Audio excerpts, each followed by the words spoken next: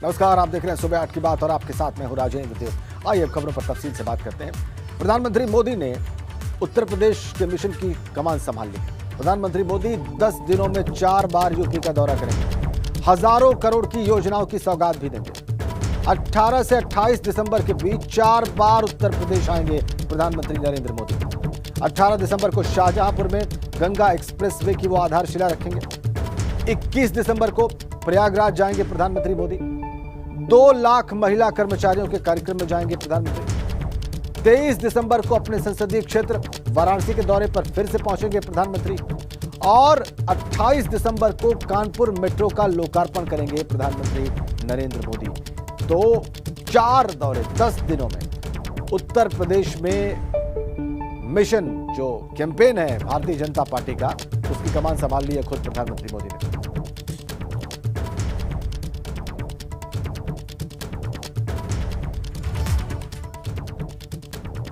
तो एक और जहां भाजपा और निषाद पार्टी लखनऊ में अपना दम दिखाएंगे, वहीं समाजवादी पार्टी के अध्यक्ष अखिलेश यादव कांग्रेस के गढ़ में हुंकार भरते नजर आएंगे। पूर्वांचल का चुनावी मंथन करने के बाद अब अखिलेश यादव कांग्रेस के गढ़ रायबरेली में 2 दिनों तक समाजवादी विजय यात्रा निकालने वाले हैं।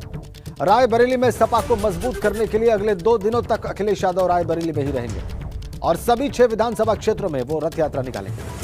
आज जहां हरचंदपुर, सरेली और रायबरेली विधानसभा क्षेत्रों में वो अपनी ताकत दिखाएंगे, तो बाकी की 3 विधानसभा क्षेत्रों में कल अखिलेश का विजय रथ निकलेगा।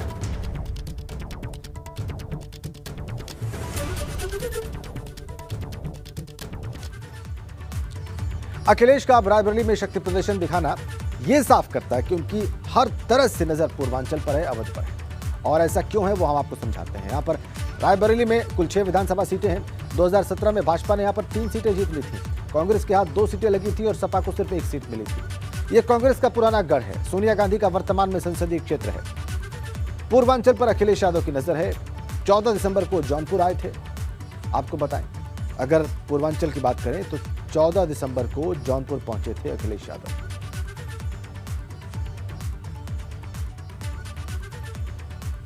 और रायबरेली की बात करें तो कुल 6 विधानसभा सीटें।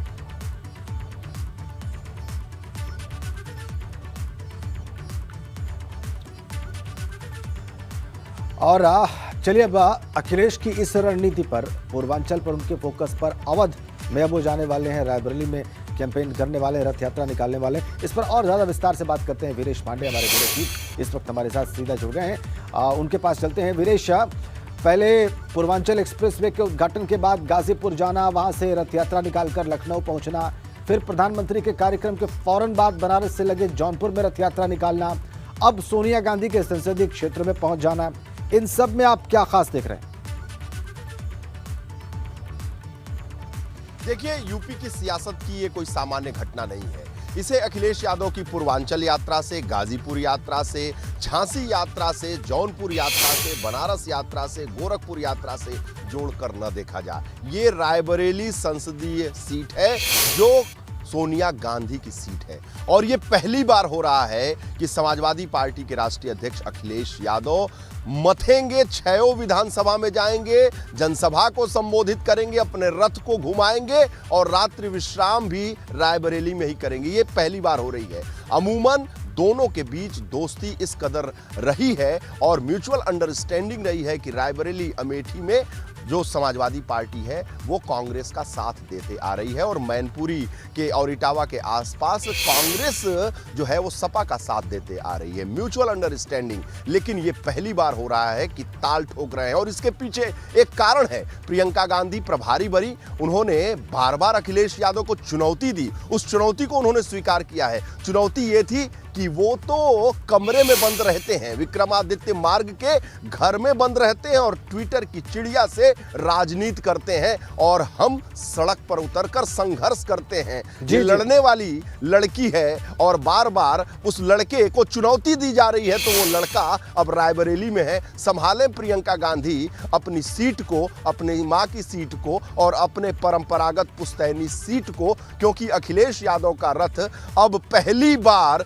घूमेगा रायबरेली में, 6 विधानसभा में मथेगा, यात्रा होगी। चुनौती प्रियंका की जो थी उसे स्वीकार कर लिया है, क्योंकि मुलायम सिंह के जमाने से अमेठी और रायबरेली में एक म्यूचुअल अंडरस्टैंडिंग, लगभग कोई कैंडिडेट उतारा नहीं जाता है और मैनपुरी में कांग्रेस भी नहीं उतारती थी। तो लेकिन अब परिस्थितियां बदल गई। और एक और खास बात आपको बताऊं कि 2017 में जब 2 लड़कों की जोड़ी बनी थी, उसके पीछे की असली रणनीति बनाने वाले 2 लोग थे।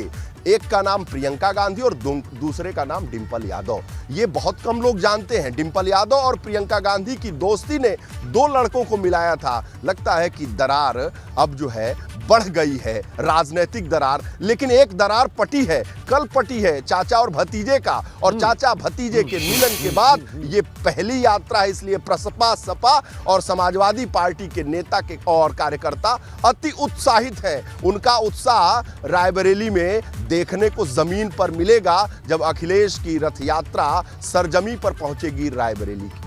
बिल्कुल ठीक कहा आपने वीरेश, और बहुत बहुत धन्यवाद आपका। आपने एक बड़ा महत्वपूर्ण पॉइंट हमारे दर्शकों को याद दिलाया है, और वो ये कि एक म्यूचुअल अंडरस्टैंडिंग रही है रायबरेली और अमेठी को लेकर सपा और कांग्रेस के बीच में, और कांग्रेस को बाज देती रही है वहां पर सपा। अपने कैंडिडेट लगभग नहीं के बराबर उतारे, लेकिन इस बार ऐसा नहीं हो रहा है।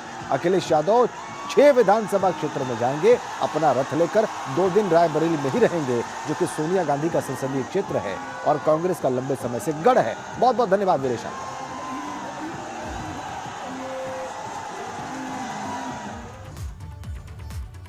और आज लखनऊ में भारतीय जनता पार्टी और निषाद पार्टी की संयुक्त रैली होने वाली है।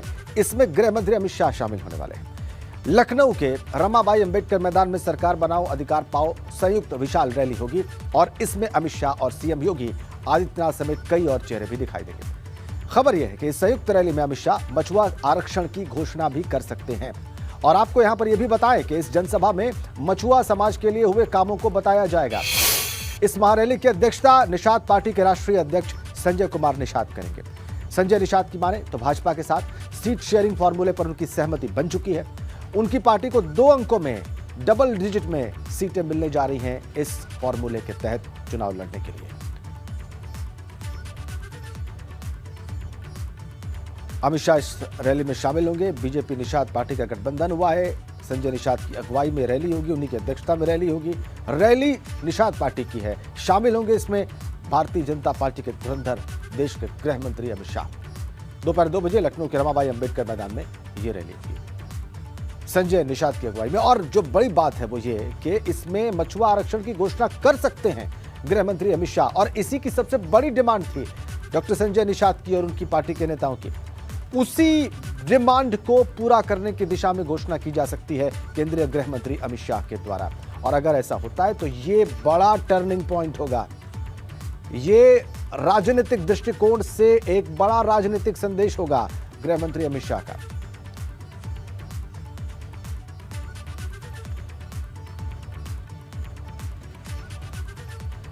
चलिए अब आपको सीधा लखनऊ ले चलते हैं और बात करते हैं अनुभव शुक्ला से, जो कि इस रैली के बारे में हमें और ज्यादा विस्तार से बताने वाले हैं। अनुभव, इसमें जो सबसे महत्वपूर्ण बात है वो यही है कि केंद्रीय गृह मंत्री अमित शाह पहुंच रहे हैं, और जैसा कि थोड़ी देर पहले आप बता रहे थे कि रैली निषाद पार्टी की है, पहुंच रहे हैं इसमें केंद्रीय गृह मंत्री अमित शाह और घोषणा कर सकते हैं मछुआ आरक्षण की।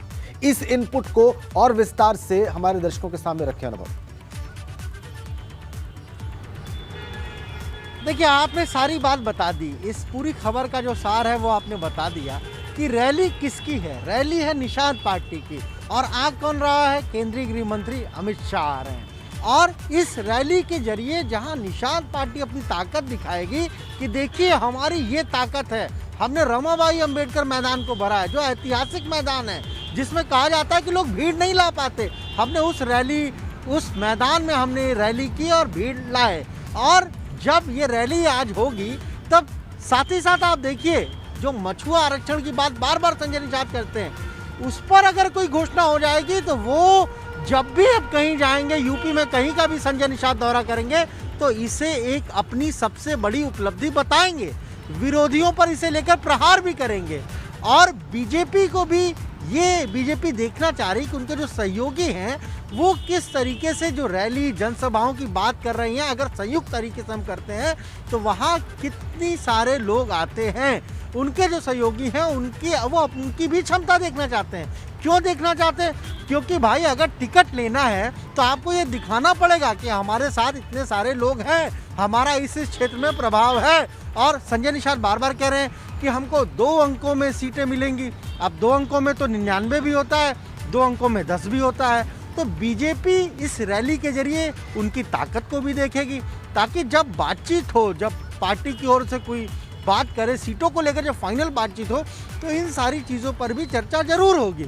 और इसीलिए डॉक्टर संजय निषाद तो बहुत कॉन्फिडेंट है। उनका कहना है कि हमने तो साहब 2015 में भर दिया है इस मैदान को, हमारे पास तब कुछ नहीं था, आज तो हमारा समाज हमारे साथ है, बीजेपी के सहयोग से मैं एमएलसी बना हूँ। तो कहीं ना कहीं उन्हें भी ये लग रहा है कि वो इसको भर देंगे। और आप दूसरी तरफ देखिए, बीजेपी की तरफ से इस रैली को लेकर कोई खास तैयारी बीजेपी ने नहीं की है जी। अगर बीजेपी की अपनी रैली होती तो क्या होता? अवध क्षेत्र के तमाम जिलों से जो है बसें लगाई जाती, लोगों को लाया जाता, भीड़ जी, वहाँ जी। पर की जाती। पर चूंकि ये कार्यक्रम पूरी तरह से निषाद पार्टी का है, इसीलिए इस पूरे कार्यक्रम में अगर किसी ने ताकत झोंकी है तो डॉक्टर संजय निषाद ने झोंकी है। और उनका ये दावा है कि अलग अलग जिलों से तो बसें रात में ही पहुंच गई हैं। जी जी। लोगों की भीड़ वहां सुबह से ही दिखेगी। पर मंच से अमित शाह, केंद्रीय गृह मंत्री क्या निशाना साधते हैं, क्या कुछ कहते हैं, किस तरीके से विपक्षियों पर हमला बोलते जी। हैं, ये भी आज काफी महत्वपूर्ण हो जाएगा। और अगर कोई घोषणा करते हैं तो वो सबसे कहीं ज्यादा महत्वपूर्ण इस होगी। चुनाव में बीजेपी वो सबसे ज्यादा महत्वपूर्ण होगी और सबसे बड़ा राजनीतिक संदेश होगी। बहुत बहुत धन्यवाद आपका अनुभव इस तमाम जानकारी के लिए। और अब आपको बताएं, गृह मंत्री अमित शाह के लखनऊ दौरे के बारे में कुछ महत्वपूर्ण जानकारियां हम आपकी स्क्रीन पर रखने जा रहे हैं। दोपहर 2 बजे वो पहुंचेंगे रमाबाई अंबेडकर मैदान, निषाद पार्टी के साथ वहां पर संयुक्त रैली है। और दोपहर 3:45 बजे यानी 3:45 पर इंदिरा गांधी प्रतिष्ठान में कार्यक्रम है। यूपी कोऑपरेटिव बैंक की 23 नई शाखाओं का केंद्रीय गृह मंत्री उद्घाटन करेंगे। इसके बाद शाम को 4:45 बजे 4:45 पर राजकीय पॉलिटेक्निक कैंपस जाएंगे। सहकार भारती के 7वें राष्ट्रीय अधिवेशन में वहां पर शामिल होंगे केंद्रीय गृह मंत्री अमित शाह। ये आज का उनका दौरे का विस्तृत कार्यक्रम हमने आपकी स्क्रीन पर रखा। यूपी पर सिर्फ चुनावी तोहफों की बारिश ही नहीं बल्कि भाजपा की रणनीति है कि इस बार चुनाव का केंद्र वाराणसी और अयोध्या रहे और इसके लिए वो हर कोशिश में जुटी। वाराणसी में विश्वनाथ धाम कॉरिडोर की सौगात से लेकर मुख्यमंत्रियों का समागम हो या फिर उनका अयोध्या दौरा, कुछ ऐसी ही कोशिश अब महापौर के जरिए होने वाली है। दरअसल आज प्रधानमंत्री वाराणसी में होने वाले 2 दिवसीय अखिल भारतीय महापौर सम्मेलन का वर्चुअली उद्घाटन करेंगे और इसके बाद 150 महानगरों के मेयर भी 18 दिसंबर यानी कल अयोध्या जाएंगे। बीजेपी की कोशिश वाराणसी और अयोध्या पर फोकस करने की। तो दरअसल आज से वाराणसी में 2 दिवसीय महापौर सम्मेलन होने जा रहा है। इसका प्रधानमंत्री वर्चुअली उद्घाटन करेंगे और यह सम्मेलन स्थित पंडित दीनदयाल हस्तकला संकुल में होगा। इस सम्मेलन में 200 से ज्यादा महापौर शामिल होंगे। 4800 नगर निकायों के अध्यक्ष और पार्षद वर्चुअल तरीके से इससे जुड़ेंगे और इसी सम्मेलन के अगले दिन यानी 18 दिसंबर को करीब 150 महानगरों के मेयर अयोध्या के लिए रवाना हो जाएंगे।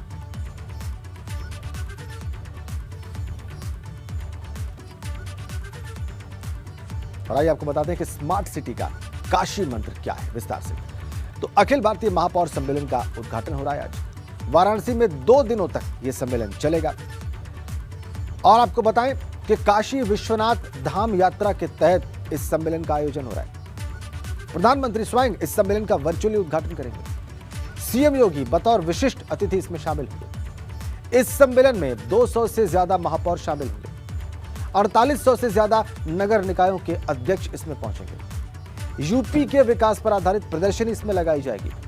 18 और 19 दिसंबर को जनता ये प्रदर्शनी देख सकेगी, यानी कल और परसों आम जनता भी इस प्रदर्शनी को देख सकेगी। आइए आपको सीधा वाराणसी लिए चलते हैं। आप नीतीश के पास चलते हैं, हमारे सहयोगी इस वक्त वहां से सीधा कनेक्ट हैं। नीतीश, ये कब शुरू हो रहा है, क्या वक्त है इसके उद्घाटन का और क्या तैयारियां हैं इसके लिए? राजेंद्र जी, 10:30 का वक्त है जब ये जो महापौरों का जो सम्मेलन है उसकी शुरुआत होगी। तैयारियां पूरी है लेकिन आपको बताऊं कि पिछले दिनों जिस तरह से प्रधानमंत्री ने विश्वनाथ धाम कॉरिडोर का लोकार्पण किया, बल्कि यूं कहें कि विश्वनाथ धाम को बाबा विश्वनाथ को समर्पित किया, उसके बाद एक दिन पहले, इस सम्मेलन से एक दिन पहले सभी मेयर उसी रोरो बोट पर सवार होकर बाबा के धाम पहुंचे, बाबा के धाम की महिमा को जाना है। इसके साथ ही आज वो सम्मेलन में शिरकत करेंगे, विश्वनाथ धाम पर बात होगी। इसके साथ ही स्मार्ट सिटी के तहत बनारस में कौन कौन से काम हुए हैं, यानी साफ तौर पर आने वाले चुनाव में मॉडल बनारस, स्मार्ट बनारस को लाने की पूरी तैयारी है। ये मेयर आगे आने वाले दिनों में जो बनारस का विकास हुआ है उस तर्ज पर अन्य शहरों का जो विकास हो उससे पूरी तरह से धार दें, इसकी भी एक नई रूपरेखा तैयार की जाएगी। इसके साथ ही आपको बता दूं कि काशी, प्रयाग, चित्रकूट और अयोध्या, इस सर्किट को तैयार करने का जो एक खाका यहाँ पर है, उसमें ये जो मेयर हैं वो यहाँ से सम्मेलन के बाद अयोध्या जाएंगे। तो आने वाले समय में एक बड़ा संदेश विकास की दृष्टि से, बड़ा संदेश चुनाव की दृष्टि से देने का प्रयास है। और अब ये देखना होगा कि जो जनता है वो इस सम्मेलन को किस तरह से लेती है, चूंकि जो मेयर आए हैं वो काफ़ी उत्साहित दिखाई दे रहे हैं। आपको बताऊं कि जिस तरह से बनारस में स्मार्ट सिटी के तहत गलियां बनाई गई हैं, स्मार्ट सिटी के तहत यहाँ पे जो अंडरग्राउंड जो केबलिंग हुई है, और इसके साथ जो शहर का रंग रोगन हुआ है, बाबा श्री काशी विश्वनाथ धाम का जो लोकार्पण हुआ है, और इतना ही नहीं, गंगा किनारे के जो घाटों का नवनिर्माण हुआ है, वो सारी बातें इन मेयरों को काफ़ी प्रभावित कर रही हैं। यानी आने वाले समय में जो विकास हो वो काशी की तरह हो, ये सभी मान रहे हैं। लेकिन अब ये देखना होगा कि चुनाव में मॉडल बनारस कितना असर करता है, किस तरह से असर करता है। राजेंद्र जी, बिल्कुल ठीक कह रहे हैं आप। ये देखना होगा कि इसका राजनीतिक मैसेज कितना सक्षम तरीके से, प्रभावशाली तरीके से पहुंचता है, ये तो वक्त ही बताएगा। लेकिन प्रयास किस दिशा में है ये बिल्कुल साफ साफ जाएगा। बहुत बहुत धन्यवाद आपका नीतीश। और आपने देखा कि कैसे इस सम्मेलन का आगाज हो रहा है और इसका उद्देश्य क्या है।